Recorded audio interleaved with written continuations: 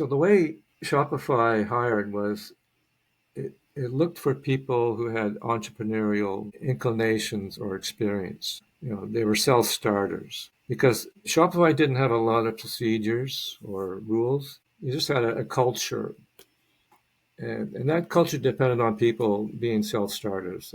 They took matters into their own hands and they initiated things. So the interview process, an important part of it was the life story, and they're looking for people who would have episodes of organizing something like starting some kind of a charity or whatever. They didn't want people who played tennis. They wanted the founder of the tennis club. So they had all these individuals they didn't need a lot of rules and regulations. They were just totally into getting the work done, right?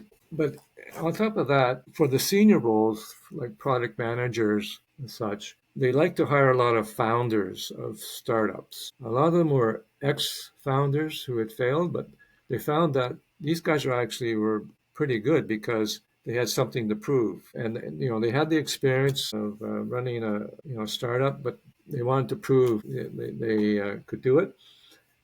And the other way they got founders was through a process that's called acqui-hiring.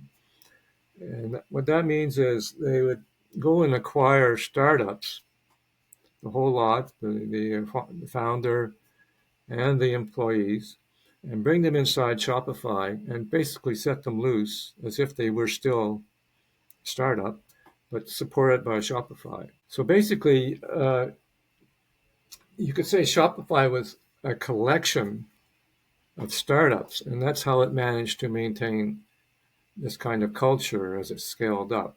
It didn't have to go to a lot of rules, regulations, and so forth. It could just rely on people, using their own initiative to get things done. So it was quite a different environment, a bit chaotic at times, a lot of mistakes, but it moved fast. It moved fast, and they got a lot done, and it was very productive. So it worked out. And so the recruitment aspect was very important to what happened at Shopify, in my opinion.